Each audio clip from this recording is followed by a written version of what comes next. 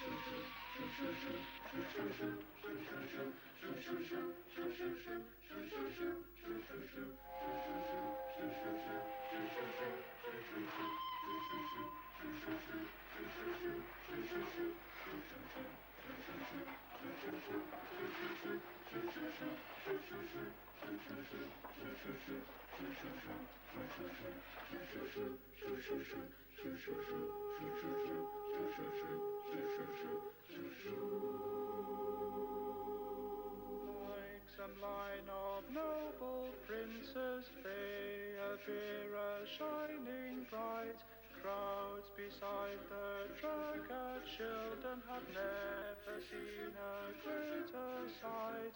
Evening Star and Flying Scotsman, heroes held in high esteem, famous names from famous stories taken from an age of steam. Well, what a fantastic procession that was. I never believed I would live to see the day with all those steam engines going in a parade. Quite a sight. And it's hard to believe now, as I'm standing in Stockton, that in 1810, in that town hall just behind me, in that corner room, there was a dinner held to celebrate the straightening of the River Tees. Now, the dinner was put on by the then recorder of Stockton, Leonard Raisbeck. And at that dinner, it was proposed to build a canal or a railway to make it easier to get the coal out of the southwest Durham coalfields. And in fact, that dinner led to the very first public passenger-carrying steam haul railway, which we now know today as the Stockton and Darlington Railway. Stockton's considerable investment in straightening the river required increased trade to pay for it. They saw the answer in a coal trade like that enjoyed by ports on the rivers Tyne and Wear. Wagonways there made it easy to get the coal from Pithead to ship. 20 miles of inadequate roads separated Stockton from the pits in southwest Durham, so it's little wonder that Leonard Raisbeck suggested an improved system. After an abortive attempt to raise money for a canal, a public railway was favoured. 1825 saw that railway's opening, and to mark its 150th anniversary, preserved locomotives from all over Britain were repaired, tested, painted, polished, and steamed across the country to Shildon in the county of Durham to participate in an exhibition and a grand procession. The first steam locomotive had been demonstrated by Richard Trevithick 6 years before Raisbeck made his proposal, and then was developed by many engineers using inspiration, rule of thumb, genius, and occasionally disaster into the wide variety of machines represented at Shildon. These were some of the survivors of the thousands of engines which once ran all over Britain.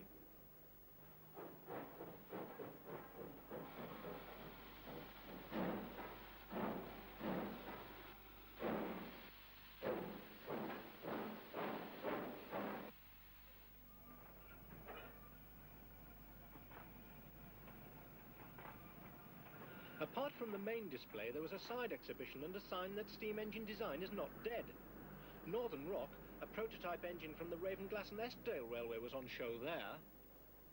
And the rain! It wasn't the last we were going to see for the next 2 weeks.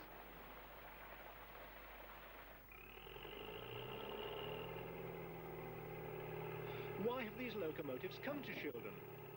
Well, when it was decided to build the railway, Shildon was a centre to which branch lines from the pits could be brought, and from Shildon, locomotion hauled the inaugural train. A Darlington Quaker, Edward Pease, had led the campaign to build a railway. He eventually brought in George Stephenson to be the engineer to the new company. 11 years had passed from the date of Raisbeck's proposal to Parliament's acceptance of George's line. And because of the inflationary cost of horse fodder, the locomotive engine was considered for use on it. Now, I'm now standing on a spot steeped in railway history. It's St. John's Well, here in Stockton. And on Thursday, the 23rd of May, 1822, a procession came from Stockton Town Hall with the navvies to come down here with Thomas Meynell, who was the chairman of the Stockton and Darlington Railway Company, here on this spot laid the first rail. Actually, the spot is where that red, derelict, rather squalid van is standing, and if I may make a point, I think it's terribly sad. This is a magnificent example of how we, the British, seem to neglect our railway history, because this is a historical spot, and you only have to look at the squalor to see the mess it's all in now. Now, on that spot, Thomas Meynell laid the first rail, and I like to think that perhaps it was more for convenience than anything else. The rails were laid on the sleepers 5 foot apart. It was a nice round figure. Actually, the inside measurement of the rails was 4 foot 8 inches, and that is, of course, just half an inch out from what is now standard gauge worldwide, 4 foot 8.5. There's rather a nice little story about Thomas Meynell on that occasion of laying the first rail. He was a man of very few words indeed, and the ceremony took place, and children being what they are, one of the local kids decided to cash in on the occasion, and he ran up shouting, "Copies of Mr. Meynell's speech, copies of Mr. Meynell's speech," and he went running up from here to Stockton into the town, and he was flogging news sheets of the speech for half a penny a time, making a bomb. And when people bought them, of course, they found nothing on the sheet, and they complained bitterly to the kid, and the kid said, well, he didn't say anything. Sadly, these collapsing buildings will soon be surrounded by new concrete roads. To ride the new Iron Road, the first regular passengers booked here, but later they left from local hostels. This long-used site has been studied by Stockton historian Tom Sowler. Part of the building predates the railway age. In that particular corner, we know that a cottage was there in 1823, and it faced the Gisborough Road. That is actually that bit there. That's the bit in the corner, yes. Yeah. And of course, the existing road is a heck of a lot higher than the original level on which the railway would have been built, isn't it? Oh, yes, it's now called Bridge Road, but the original Gisborough Road dropped to the level of St. John's Well. Yeah. It was here that the people of Stockton came with their barrows, the barrow carts, to get the water at a halfpenny a time. Really? Good God. And it was probably here that they came to Rubberneck, if I could put it that way, and George Stephenson, when he originally returned from the pieces in Darlington, and according to the beautiful tradition of Stockton, he's said to have seized a spade and said, let us dig here, let us cut the first sod, let it not be said that progress isn't being made on the railway. And of course that was the year before Meynell laid the first rail. Well, by 1826, the traffic was building up, so the Peaseys found it necessary to build a small railway hotel. That's that part there. And this is it. Yes, I couldn't be absolutely positive that it is the first purpose-built railway hotel in the world, but it must have been. It must have been. Isn't that incredible? It's now all derelict. Oh, it's derelict, yes, yes. Long ago the great George Stephenson was employed to build a line down from the coalfields up to Stockton, 20 miles before their time. Built his famous locomotion, realized his long-held dream to open up a brand new nation, to open up an age of steam.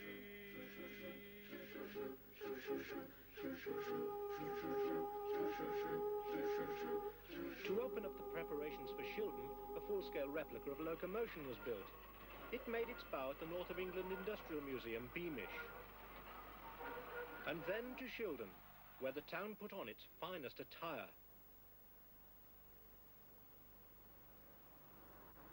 A million people were expected to come from all over the world to see an event which was a worthy successor to celebrations held in 1875 and 1925.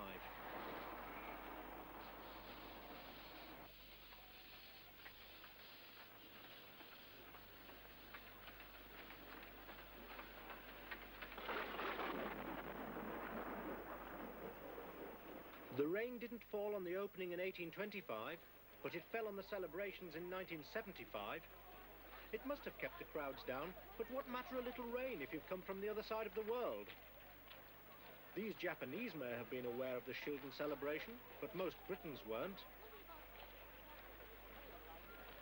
Even when the sun came out, they didn't come. because they hadn't seen the advertisements. They knew as little about Chiltern in 1975 as the general public knew about the new railway in 1825.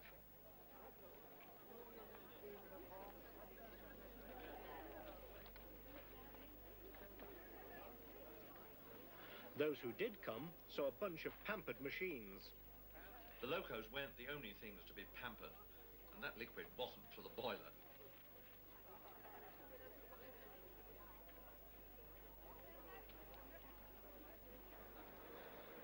Still, the small crowds made it easier to see the small exhibits, and the gift shops were more accessible. And for the kids, there was no hurry. They could hang around, and they could dream of driving a steam engine.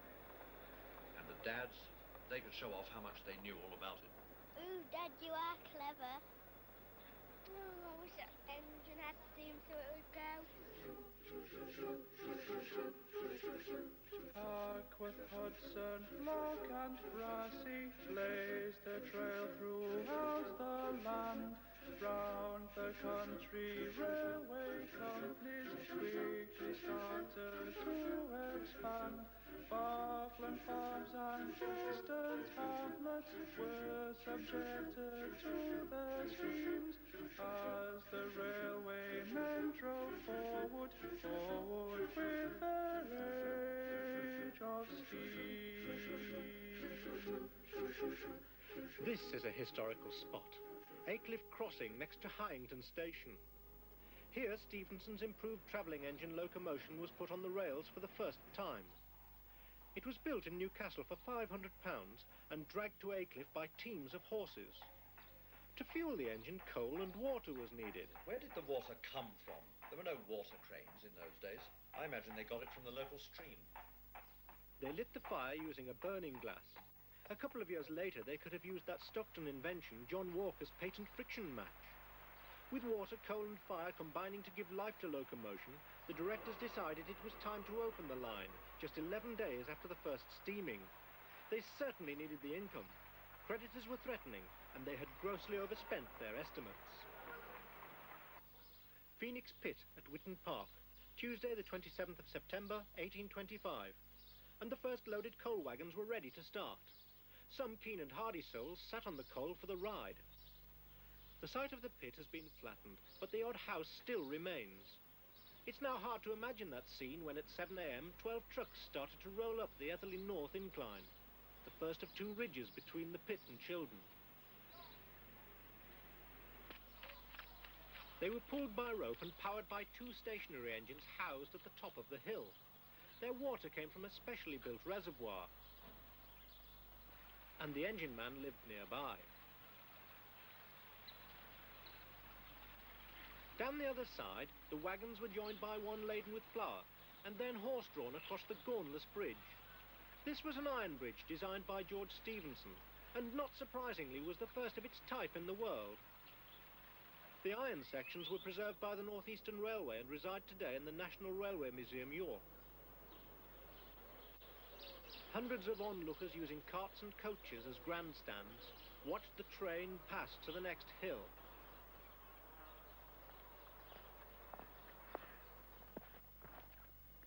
Well, I'm standing on the Brusselton incline now, which surely must be the most perfectly preserved length on the entire Stockton and Darlington Railway.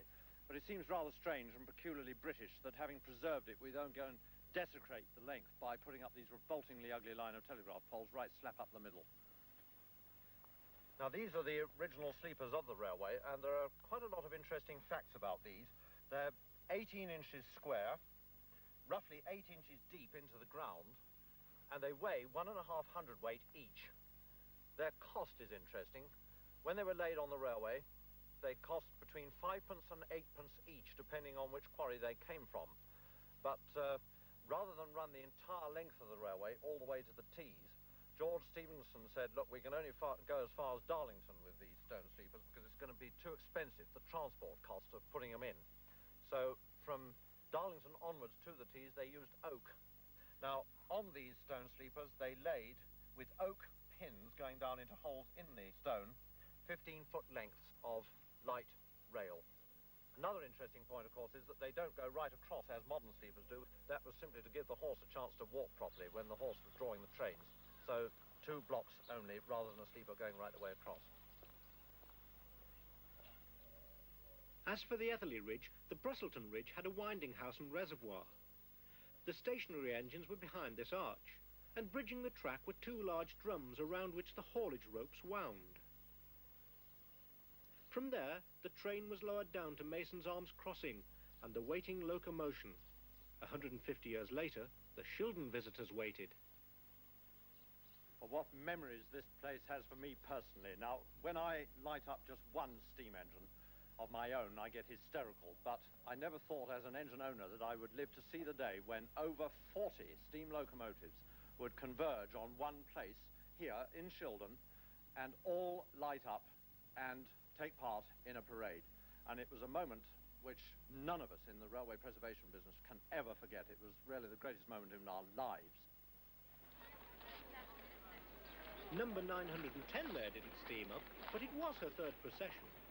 In her day, she was the pride of the North Eastern Railway.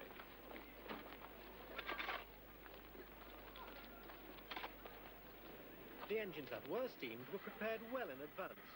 The crews were given their final instructions by George Hinchcliffe, the man responsible for the safe arrival of the locomotives. Gentlemen, could I have your attention, please? We're now 1 day off the Grand Cavalcade, and for obvious reasons, this is the important thing that we've all been looking for. Now, first of all, during the course of the night, we'll re-marshal the locomotive. I wonder what briefing George Stephenson would have given his engine crews before locomotion hauled that first train off to Stockton. At another pageant on the 27th of September 1975, the original locomotion appeared at Preston Park, Stockton. The famous engine attracted famous people, 2 former MPs with railway connections. Lord Chinwell's constituency contained Stephenson's Hetton Colliery, and Sir Harold Macmillan was a director of the Great Western Railway.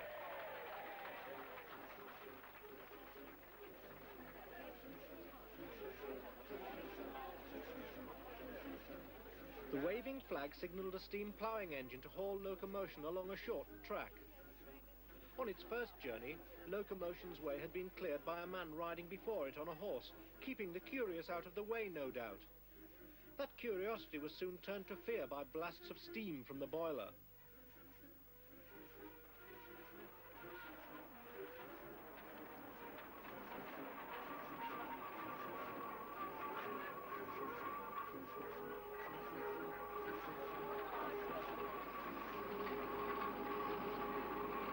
Back at Shildon, just a few yards down from Mason's Arms Crossing, that first train would pass the site of the locomotive coal drops yet to be built. Then, losing 1 truck by derailment, it arrived at Myers Flats, a stretch of boggy land which caused many construction problems. Tons of rubber were needed for foundations, and as it settled, so the fences on the surface moved. Each time they were straightened, so they moved again.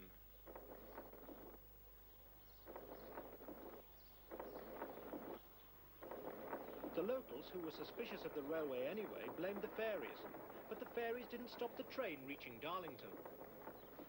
Now, the inaugural run of locomotion carried 550 passengers, which is a heck of a lot of people, and obviously they couldn't all fit in. The passenger-carrying vehicles were at the front of the train, so they clambered into the coal wagons and all over the other vehicles, and the train came over this magnificent bridge, which we see in the background. Now, watching that great, splendid inaugural run was a young, budding artist who lived in Darlington at that time by the name of John Dobbin.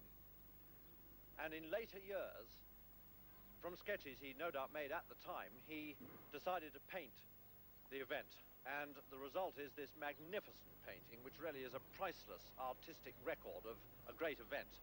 And obviously, times have changed and everything is different. The trees have all gone and it's all surrounded by industrial buildings now, but it's the Skerne Bridge over the River Skerne. Now, George Stephenson wanted to design the bridge, and it seems strange to me, but he didn't have any qualifications as a bridge designer.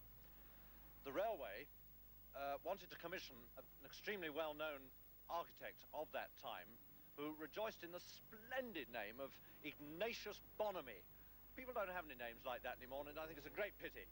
Now, Ignatius Bonamy wanted to design an iron bridge, and he did so, but the cost of the iron, I don't know, it rocketed, it got so expensive, and no one tendered for the job.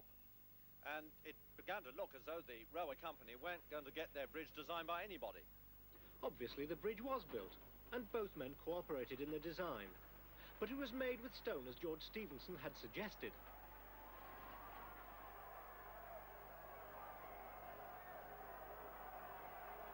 It was reported that all the town of Darlington turned out rejoicing at the completion of the great undertaking. The directors in their coach experiment must have noted the enthusiasm of the crowd and thought of the company motto, at private risk for public service.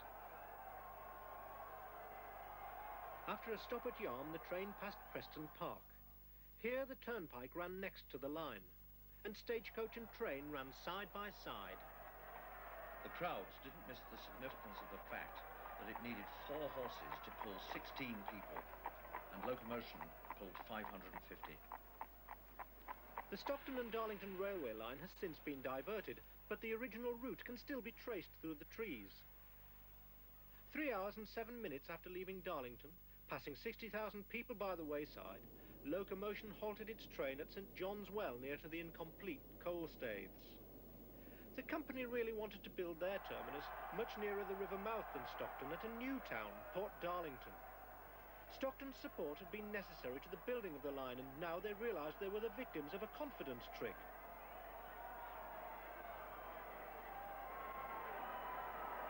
As this model at the North Road Railway Museum, Darlington, shows, the staiths were built and the line extended to its Stockton terminus at Finkel Street. But it took the threat of legal action to bring the company to heel. The company did eventually extend downriver. The new town they created was called Middlesbrough. Trade moved with the line, but that was in the future. All antagonism was set aside in the enthusiasm of that day.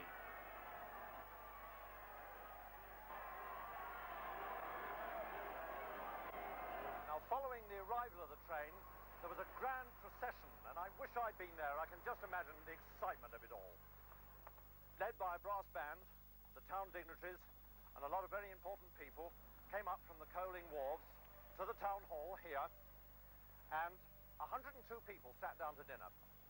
And it must have been a heck of a boozy occasion, because there were 23 toasts at that dinner. One to the King, and one, rightly so, to George Stephenson, the company surveyor. And among the toasts, there were toasts to the new railways, which were then being thought about and projected as a result of the Stockton and Darlington. Railways such as the Liverpool and Manchester, and the Leeds to Hull.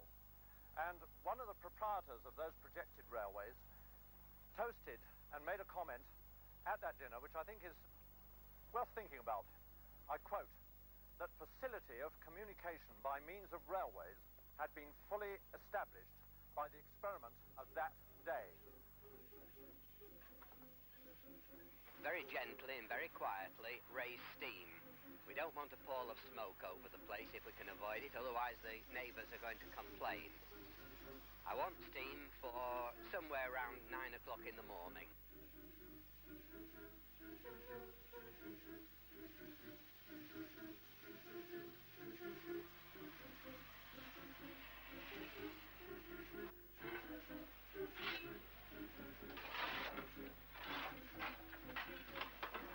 Then make sure your engines are nice and clean, and about 11 o'clock inspections will be made by British Railways.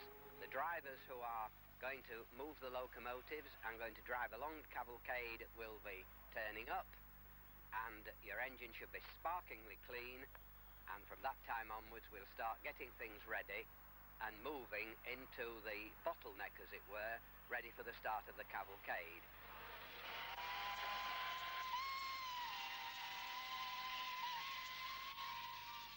And here's locomotion leading the parade. Maybe we take for granted the comfort of today's railway journeys, but even in 1825, the improved ride was noted. An early passenger wrote, "The coach had no springs of any kind, and yet the motion was fully as easy as in any coach on the road. A very slight jolt is felt, accompanied with a click or rattle every time the wheels pass over the joints of the several rails, and also at the brakes which occur at the different passing places, and then, if anything, feels harsher than in a coach.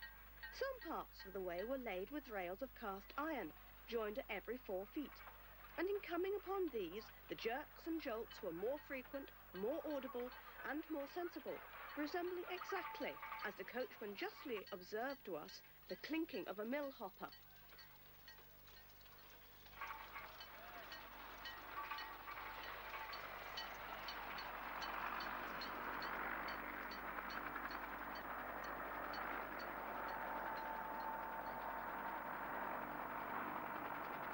Standing by the line side, many people had a great free show. Others paid for their seats.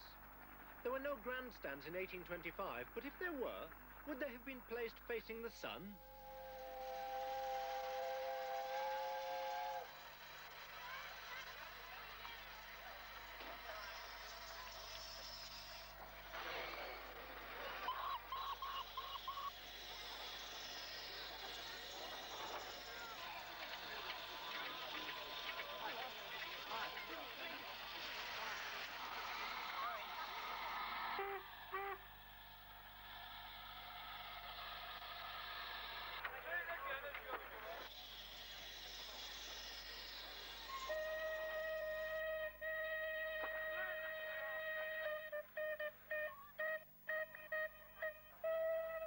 Watching all these marvellous locomotives, how I wish I could have ridden on every one of them.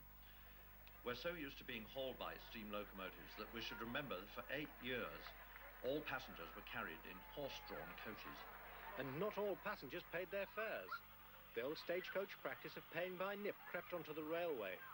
Drink was cheaper than the fare, and passengers were allowed to ride in return for a nip of something warming for the driver. And here comes my very own steam engine, the Green Knight.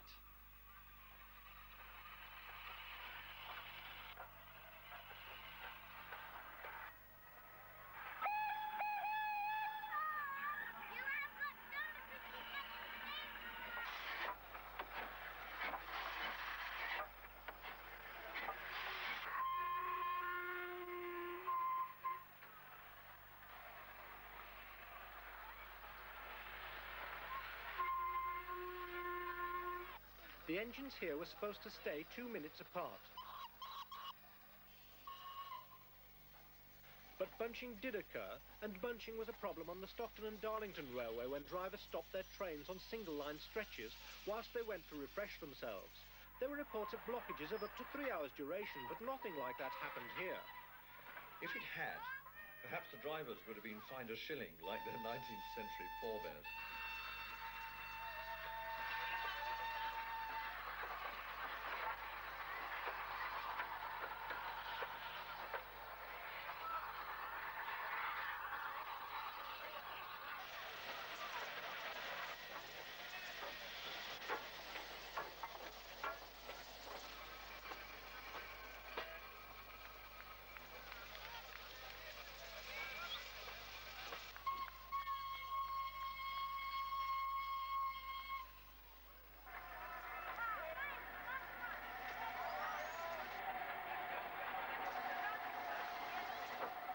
I don't think any of us who were there will ever forget the sight and sound of all those marvellous vintage engines in the parade. Poor advertising and inclement weather certainly adversely affected the crowds, but nothing could detract from the thrill experienced by those who saw the procession, representing as it did the age of steam on Britain's railways. Evening Star represents the end of that age, locomotion the start. True, number 1 wasn't the first steam locomotive, no more than this prototype high-speed train was the first diesel. But both represent dramatic steps forward in the technologies of their days. Similarly, the Stockton and Darlington Railway Company took the railway out from the age of the private mineral-carrying wagonway into the era of the public railway. So shall they ride on through glory, treasured by the passing years. Later sons shall learn their story, Bonaparte's sweat and tears, laying the track and building bridges, blasting tunnels through the scenes. Future days shall not forget the heroes of an age of steam.